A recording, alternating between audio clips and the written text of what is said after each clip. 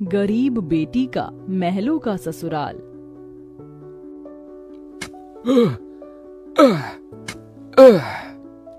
तपती धूप में वह गरीब किसान खेतों में फावड़ा चला रहा था। उसके माथे से तर तर पसीना बहे जा रहा था।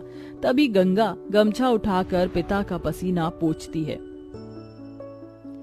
बाबा, आपके माथे से कितना पसीना बह रहा है, आप थक भी गए हैं, थोड़ी देर आराम कर लो, फावड़ा मुझे दो।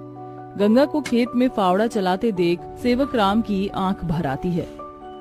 मेरी गरीब बेटी के जिन हाथों में मेहंदी लगनी थी, उन्हीं नाजुक हाथों से मेरी गंगा सख्त फावड़ा चला रही है। तू एक गरीब की बेटी को ही ऐसा भाग्य देकर क्यों भेजता है भगवान? एक गरीब के जीवन की सबसे बड़ी दुविधा बेटी को ब्याहना होता है। ये कहानी है ऐसे ही किसान सेवक राम की, जो बड़ा गरीब है। उसकी दो बेटी गंगा और अंजू हैं। यूं तो सेवक राम ने गंगा के लिए कई रिश्ते ढूंढे, मगर भला एक गरीब की बेटी का हाथ कौन थामना चाहता है। किसी तरह से उनका जीवन कट रहा था। सेवक राम, उसकी बूढ़ी पत्नी जानकी और दोनों बेटी सारा दिन तपती धूप में खेत में काम करते रहे। शाम को खेत का मालिक ब्रिज वहाँ आया। अरे ओ सेवक राम, सारा खेत जोत दिया? जी ब्रिज बाबू, खेत भी जोत दिया और बीज भी बो दिया। ये ले, तेरे परिवार की आज की दिहाड़ी 250 रुपए। ये क्या मालिक, आप पैसे तो कम दे रहे हैं। पहले मेरी अकेले की दिहाड़ी आप मुझे 200 रुपए देते थे, फिर घटाकर 100 रुपए कर दिया और फिर सीधे 70 रुपए कर दिया, और उसमें भी पूरे पैसे नहीं दे रहे हैं। मैं, मेरी दोनों बेटी और पत्नी को मिलाकर हम कुल 4 जन आज खेत में दिन भर जर मर कर खटे हैं। अरे 30 रुपए ही तो कम है, उसमें क्या तू खरीद लेगा? है एक एक रुपया भी मेहनत से कमाना पड़ता है मालिक। फिर ब्रिज बाकी के 30 रुपए भी सेवक राम को दे देता है, जिसके बाद वह अपनी मढ़ई में आ जाते हैं और गंगा सबको खाना बनाकर खिलाती है और एक फटे गुदरी पर पूरा परिवार जमीन पर लेट जाता है। मगर एक पिता होते हुए सेवक राम चिंता में सो भी नहीं पाता। वह रात भर आंसुओं से बिछौना भिगोता है। अजी, आप अभी तक जाग रहे हैं? जिसके घर में जवान बेटी ब्याहने को हो, वो कैसे सोए? जाने मेरी गरीब बेटी के भाग्य में क्या लिखा है। भगवान ने सभी के घर आंगन में भाग्य जाग रहे हैं, मगर मेरी मढ़ई के आंगन में मंडप कब बनेगा? अजी, तुम चिंता मत करो, भगवान ने कहीं न कहीं जोड़ी बनाई होगी। सेवक राम का यही दुख कम न था। अभी तो और भी कठिनाई आने को थी। अगले दिन जब चारों खेत में पहुँचे कि तभी, क्यों रे सेवक, कल तू 30 रुपए के लिए पाठ पढ़ा रहा था, अब क्या करेगा? क्योंकि ये सारी की सारी जमीन तो पृथ्वीराज जी ने खरीद ली। तभी अंजू ने गंगा से कहा, दीदी, अब हम क्या खाएंगे? खेत बोकर ही तो थोड़े बहुत पैसे मिलते थे। सेवक राम अपने परिवार को लेकर लौट आया। वह दिन रात चिंता में गलने लगा। ऐसे घर कैसे चलेगा प्रभु? कैसे होगी गंगा की शादी? और शादी नहीं हुई तो लोग मेरी गंगा को जाने क्या क्या नाम देंगे, क्या क्या ठहराएंगे जानकी। मैं काम ढूंढने जा रहा हूँ। बाबा, मैं भी आपके संग चलूंगी। दोनों काम ढूंढते एक बड़े से मिल में आए, जहाँ शिव नाम का एक नौजवान गरीब मजदूर भी काम कर रहा था।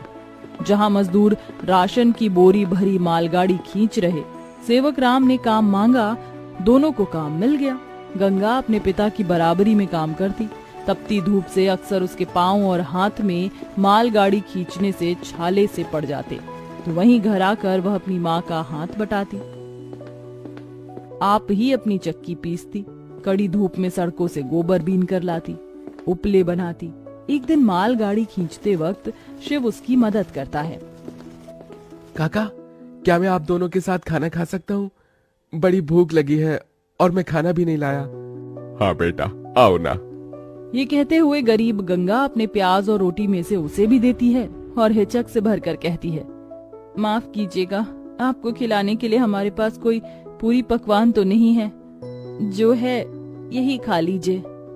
शिव वह रूखा सूखा भी हंसकर खाने लगा।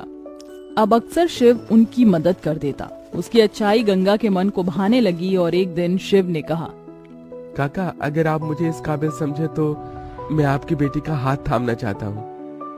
बेटा, मेरी गरीब बेटी को तुम जैसा मेहनती जीवन साथी मिलेगा। मुझे तुम पसंद हो बेटा।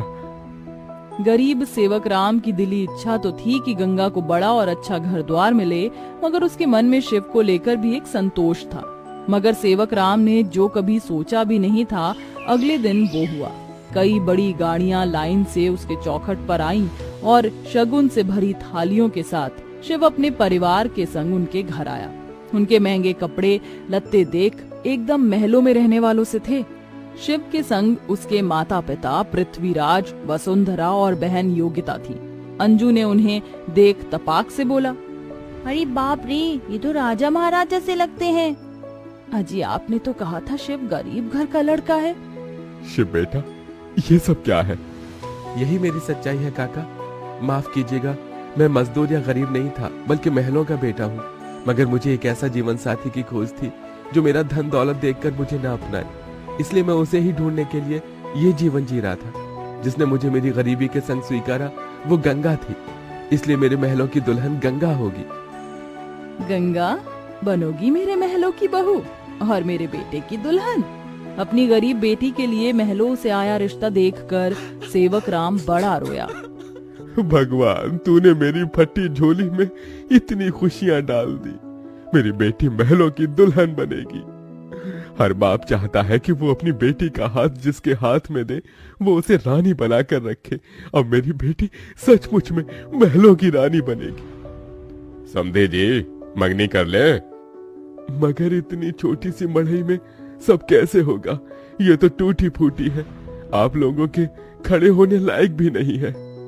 मगर इस मढ़ई में आप जितने दिलदार लोग रहते हैं तो ये महलों से बढ़कर है।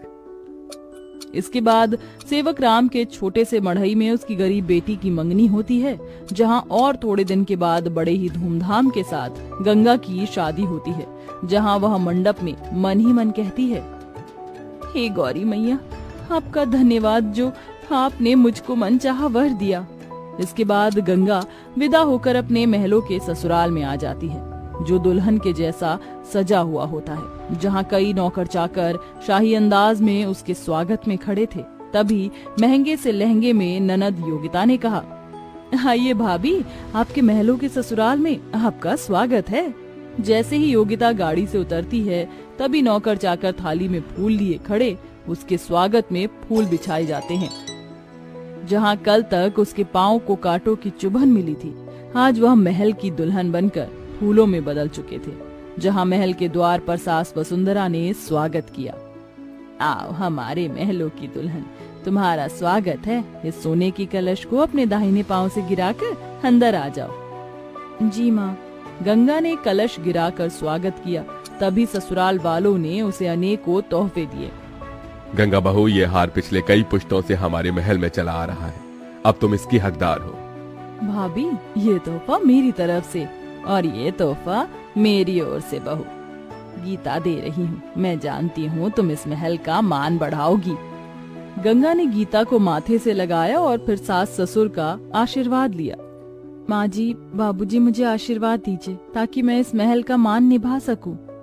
सदा सुहागन रहो, जुग जुग जीती रहो। फिर गंगा विदाई में दिए अपनी गठरी को संग लिए शिव के साथ कमरे में आ गई, जहाँ आलीशान बड़ा कमरा, ऐशो मखमल का बिछौना और सब कुछ था, जिसे उस गरीब दुल्हन की आंखें देखती रह गईं। कैसा लग रहा है महलों के ससुराल में आकर? खुशी से गंगा की आंखें भर आईं। उसने कहा, यकीन नहीं होता, भगवान ने एक बार में ही इतनी खुशी दे दी। शिव, सब एक सपने जैसा लग रहा है। अब यही तुम्हारी दुनिया है। उस रोज जमीन पर सोने वाली गंगा मखमल के बिछौने पर सोई। अगले दिन वह नहा धोकर नीचे आई, जहाँ खाने की शाही मेज लगी थी और इर्द गिर्द नौकर खड़े थे। बहू बैठो, खाना खाओ। तभी नौकर ने गंगा को खाना परोसा। एक निवाला खाते ही गंगा को अपनी संघर्ष भरी जिंदगी और याद आ गई। उसकी आंखों से आंसू छलक गए। क्या हुआ गंगा बहू, खाना अच्छा नहीं बना? नहीं माँ जी, बहुत अच्छा बना है, बस ये सब खाने के तो एक गरीब की ख्वाहिश होती है। मैं बहुत खुश हूँ, बस चाहती हूँ कि हर लड़की को उसके सपनों का ससुराल मिले, जैसे मुझे मिला। थोड़े दिन में गंगा अपने महलों के ससुराल में सुखी से रहने लगी। किसी गरीब की बेटी को चुनकर हम भी ये पुण्य कमा सकते हैं।